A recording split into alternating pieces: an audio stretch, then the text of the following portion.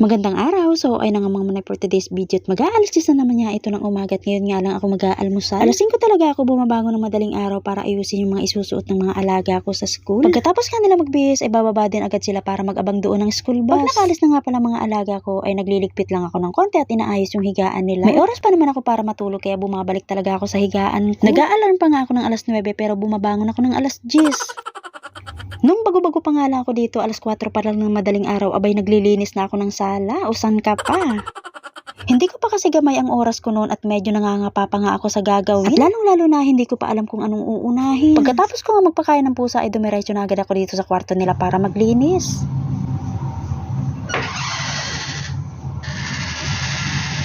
Nagulat pa nga ako sa tunog ng pintuan at parang horror sa pelikula. Dumiretso na nga agad ako sa kusina para kumuha ng mantika. Pwede na siguro itong gamitin pang tornilyo at wala naman akong pagpipilian. Ang importante mawala yung ganit sa pintuan at medyo natatakot nga ako minsan. Nilangisan ko na nga rin lahat ng pintuan at sinama ko na nga rin tong kwarto ni Inang. At dinoble ko nga to sa pintuan ng mga alaga ko at eto yung napakaingay sa gabi. Nitong mga nakarang araw kasi medyo ninenervyos ako. O baka naman nasobrahan lang ako sa kape. Pag nagkakape nga ako ay gasungkit na lang ng kutsaritang nilalagay ko sa tasa. At napapansin ko nga rin na ubo ako ng ubo pagkakatapos kong uminom ng kape. Hindi ko alam kung bakit pero yun talaga ang nauobserbahan ko. Magmamaligamgam na tubig na lang siguro ako tuwing umaga.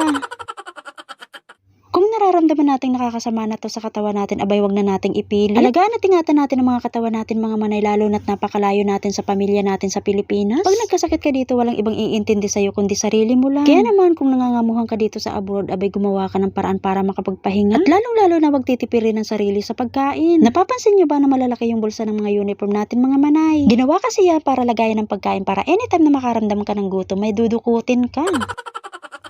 Diskarte na lang talaga kung paano makakasurvive araw-araw. Kaya payo ko lang sa mga kabayan nating baguhan pa lang dito sa abroad, mahalin yung trabaho nyo at i-focus nyo lang isip nyo sa goal na meron kayo. Yung mga na-homesick, normal na pakiramdam yan. Pero yung stress, wag na wag mong tatambayan ng matagal, abay nakakamatay yan. Diyos ko puro te. Itinabi ko na nga muna itong hagdan at natapos na nga ako dun sa ginagawa ko. Itong mga tubigan na to ay hindi naman na ginagamit kaya binigay na lang sa akin ni Inang. Ipinapatapon na nga sana to sa akin pero hiningi ko na lang. Mapapakinabangan pa naman kasi ito sa Pilipinas kaya ilalagay ko na lang siya sa box. Sayang naman kasi kung itatapon ko lang to at mga bago pa naman at pwede pa naman gamitin. Katulad nga nitong bag na naputo lang ang sling, abay pinapatapon na din. Abay marunong naman ako manahe kaya ginawan ko na ng paraan. Kaya naman lahat ng patapon na gamit ni Inang ay sinasalo talaga nitong balikbayan box ko. Mga grocery at chocolate na nga lang ang kailangan para maisarado ko na to at maipadala ko na sa amin. Mahirap talaga magpuno ng box mga manay. Minsan niya inaabot to ng 1 taon. Hindi talaga biro ang pagpapadala ng balikbayan box. Kaya kung mabigyan ka man ng 1 pirasong sabon, abay magpasalamat ka. Huwag na magreklamo na hindi mabula kasi pinagpaguran nila yan. So balik na nga tayo dito sa ginagawa ko at nagluluto na nga ako ng pananghalian ko. Wala na nga akong ibang maisip kaya eto na lang ulit. Sinabihan nga pala ako ni Inang kagabi na ipakain ko na nga daw tong dilata sa pusa. Hindi naman niya to mauubos kaya hati na lang kami. Alam na nga ng pusa kung saan floor siya pupunta. Diyos ko puro din, nasanay na talaga sa amin ng pusang gala at nadagdagan pa nga ang alaga ko.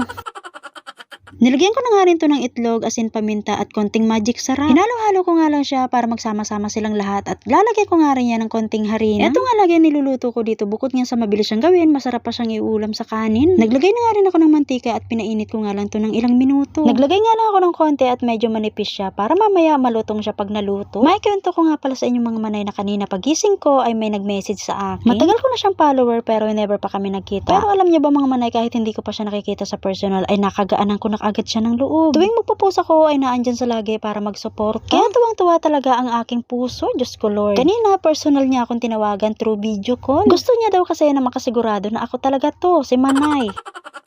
Nagulat ako na bibigyan niya nga daw ako ng maagang pamasko. Hindi ko na babanggitin yung pangalan niya pero nandyan lang siya sa comment section. O siya mga manay, hanggang dito na lang muna. Salamat po lagi sa panonood niyo. See you po sa next video. Bye!